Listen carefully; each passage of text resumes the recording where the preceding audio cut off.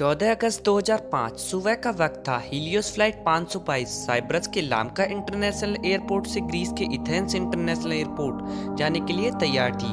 सुबह के करीब 9:07 पर फ्लाइट ने उड़ान भरी। उस समय उसमें 115 पैसेंजर्स और 6 क्रू मेंबर सहित 121 लोग सवार थे और इसे उड़ा रहे थे 58 वर्षीय German contract based pilot Hans Jurgen Martin, जिन्हें कुल 16,200 फ्लाइट आवर्स का अनुभव था। वहीं इनके को पायलट के तौर पर मौजूद थे 51 वर्षीय पेम्पोस चेल्डेम्बस, जिन्हें कुल 7,549 फ्लाइट आवर्स का अनुभव था। इनके फ्लाइट अटेंडेंट के तौर पर एंड्रियास प्रोड्रोमो कमान संभाल रहे थे।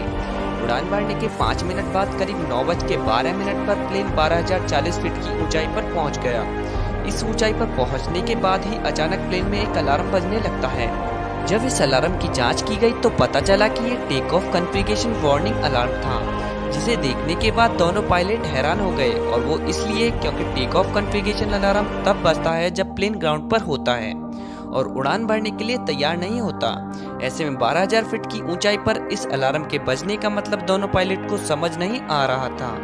स्थिति की गंभीरता को भांपते हुए उन्होंने ATC यानी एयर ट्रैफिक कंट्रोल से संपर्क साधना ही उचित समझा। फिर उन्होंने तुरंत ही ATC से संपर्क कर उन्हें बताया कि उन्हें विमान का take off configuration warning alarm बज रहा है। पायलट ATC को ये सब बता ही रहे थे कि इतनी ही देर में प्लेन के कॉकपिट में मौजूद कंट्रोल पैनल पर कई सारे अलार्म एक साथ बजना शुरू हो गए और इन अलार्म की अपनी आवाज के कारण पायलट की अपनी आवाज भी ATC तक पहुंचना बंद हो गई थी। साथ ही प्लेन का मास्टर कॉशन अलार्म भी बजने लगा था, जिसका मतलब था कि प्लेन के कई सारे सिस्टम एक साथ ओवरहीट हो चुके हैं। दोनों ही पायलट्स की दिक्कतें अब बढ़ने लगी थी। उन्हें कुछ समझ नहीं आ रहा था कि अचानक ये सब क्या हो रहा है। इधर ये सब देखकर प्लेन में अफरा तफरी का माहौल था। क्रू मेंबर्स लगातार यात्रियों को शांत कर रहे थे। सभी पैसेंजर्स को सांस लेने में काफी ज्यादा दिक्कत हो रही थी, इसलिए उनके ऑक्सीजन मास्क अपने आप ही नीचे आ गए। दरअसल जब प्लेन में ऑक्सीजन का लेवल कम होता है तो ऑक्सीजन मास्क अपने आप ही नीचे आ जाते हैं। इस दौरान प्लेन लगभग 18,000 फीट की ऊंचाई पर था। पायलट बार बार ATC से संपर्क कर उन्हें अपनी समस्या बताने का प्रयास कर रहे थे, लेकिन उनकी बात ATC तक पहुंच ही नहीं पा रही थी और कुछ ही देर में प्लेन का ATC से कनेक्शन भी पूरी तरह से टूट गया। इसके बाद भी ATC ने बार बार फ्लाइट से संपर्क साधने की कोशिश की, लेकिन उन्हें कोई उत्तर नहीं मिला। प्लेन अब लगातार ऊपर की ओर बढ़ता जा रहा था। आमतौर पर इस रूट पर फ्लाइट को लगभग 1 घंटा 45 मिनट का समय लगता है, यानी करीब 10:45 पर इस प्लेन को एथेंस एयरपोर्ट पर पहुंचना था। 9:30 पर प्लेन 34,000 फीट की ऊंचाई पर पहुंच चुका था। इसके बाद 9:37 पर यह विमान एथेंस के फ्लाइट इंफॉर्मेशन रीजन में पहुंच गया।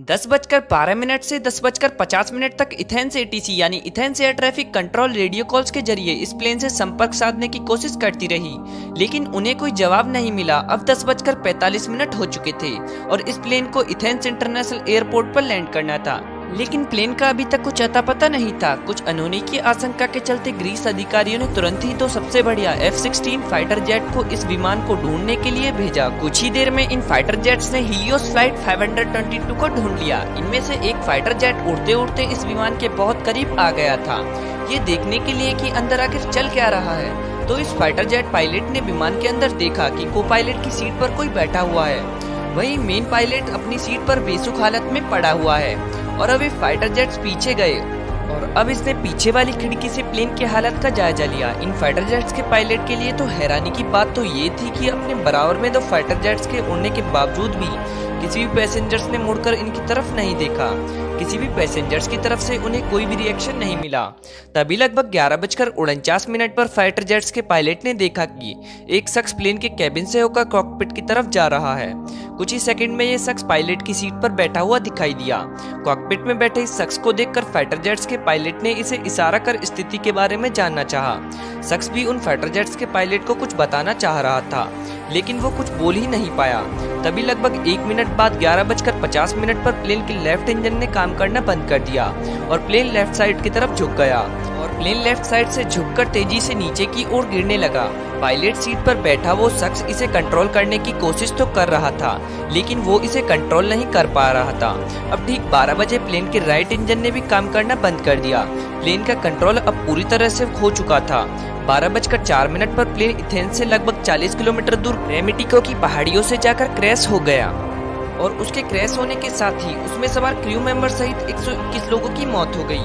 दोस्तों, एक बार महसूस कीजिए उस पल को जब 121 यात्रियों से भरा ये प्लेन पहाड़ से टकराया होगा। क्या गुजरी होगी उन फाइटर जेट्स के पायलट पर जिन्होंने लोगों को अपनी आंखों के सामने जाते हुए देखा होगा और वो उनके लिए कुछ भी नहीं कर पाए होंगे।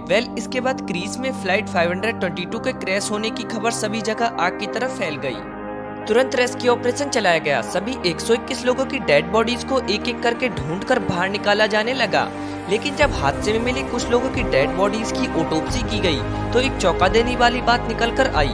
दरअसल प्लेन में मौजूद सभी लोग और पायलट प्लेन के क्रैश होने से पहले ही मर चुके थे। तो अब यहाँ पर सबसे बड़ा सवाल ये था कि जब पायलट प्लेन के क्रैश होने से पहले ही मर चुके थे तो लगभग 2 घंटे तक प्लेन का कंट्रोल किसके पास था।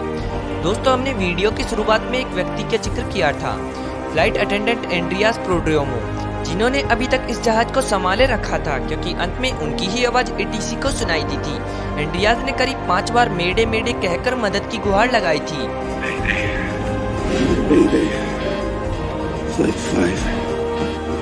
एंड्रियास के पास उनके कॉमर्शियल पायलट का लाइसेंस तो था, लेकिन उनके पास इतना एक्सपीरियंस नहीं था कि वो बोइंग 737 जैसे प्लेन को कंट्रोल कर सके। लेकिन बावजूद इसके वो विमान को घनी आबादी वाले क्षेत्र से दूर ले जाने में कामयाब रहे। जब एक्सपर्ट ने इस घटना के पीछे की वजह जानने के लिए जांच शुरू की तो उसमें सामने आया कि जब प्लेन लेफ्ट साइड में झुक गया था तो इसका कारण ये था कि प्लेन के लेफ्ट इंजन में फ्यूल खत्म हो गया था।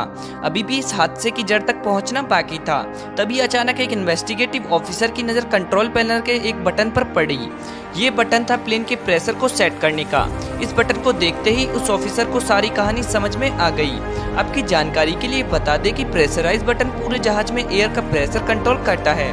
जनरली जहाज के बाहर लगे इंजन बाहर की हवा को थोड़ा थोड़ा करके अंदर की तरफ भी भेजते हैं, जिससे विमान के अंदर बैठे लोगों को ऑक्सीजन मिल सके। आमतौर पर इस प्रेशराइज बटन को ऑटोमेटिक मोड पर ही रखा जाता है और कभी इसे मैनुअल मोड पर रखा भी जाए तो कैप्टन और को पायलट को इसका ध्यान रखना पड़ता है। अब हादसे की जड़ तक पहुंचने के लिए हम आपको घटना से एक दिन पहले ले चलते हैं, जब बोइंग 737 का ये विमान अपनी रूटीन सर्विस पर गया हुआ था।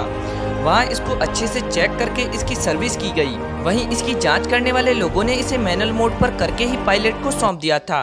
विमान के उड़ान भरने से पहले पायलट और को पायलट दोनों को इस तरफ ध्यान ही नहीं गया कि प्लेन का मैनुअल मोड चालू ही रह गया है। इसके कारण जहाज में धीरे धीरे ऑक्सीजन की मात्रा घटने लगी थी, जिसके कारण विमान में बैठे सभी यात्रियों को बेचैनी होने लगी थी। जब कॉकपिट में बैठे पायलट को ये अलार्म सुनाई दिए तो उन्होंने इसके पीछे का कारण जानना शुरू किया, लेकिन एक बार के लिए भी उनका ध्यान इस ओर गया ही नहीं कि प्लेन का प्रेशराइज बटन ऑन ही रह गया है और इसीलिए कॉकपिट में भी ऑक्सीजन का लेवल घट गया था। इसीलिए दोनों पायलट बेहोशी की हालत में जाने लगे थे और साथ ही प्लेन में मौजूद यात्री और क्रू मेंबर्स भी एक एक करके बेहोश होने लगे थे, क्योंकि इनकी पैसेंजर सीट पर लगा ऑक्सीजन मास्क केवल 12 मिनट तक ही ऑक्सीजन दे सकता है और ऑक्सीजन न मिल पाने के कारण सभी लोग धीरे धीरे दम तोड़ रहे थे। प्लेन अब ऑटो पायलट मोड पर ही एथेंस की तरफ बढ़ता जा रहा था। एक समय ऐसा आया जब प्लेन में मौजूद सभी सदस्यों ने दम तोड़ दिया, केवल एंड्रियास प्रोड्रोमो को छोड़कर। अब आप भी ये सोच रहे होंगे कि एंड्रियास इतने लंबे समय तक कैसे जीवित रहे, तो आपको बता दें कि एंड्रियास एक स्कूबा डाइवर थे, क्योंकि स्कूबा डाइवर अपनी सांसों को लंबे समय तक रोक पाने में सक्षम होते हैं, इसलिए वो अब तक जिंदा रहे। लेकिन ऑक्सीजन प्रॉपर न मिलने के कारण उनकी भी हालत खराब हो चुकी थी, लेकिन वो जैसे तैसे करके प्लेन को कंट्रोल कर रहे थे। लेकिन एथेंस तक पहुंचते पहुंचते ये प्लेन यात्रियों की जगह उनकी लाशों से भर चुका था। इसी के साथ बस इतना ही। मिलते हैं एक नई और नॉलेज से भरी वीडियो के साथ। Thank you.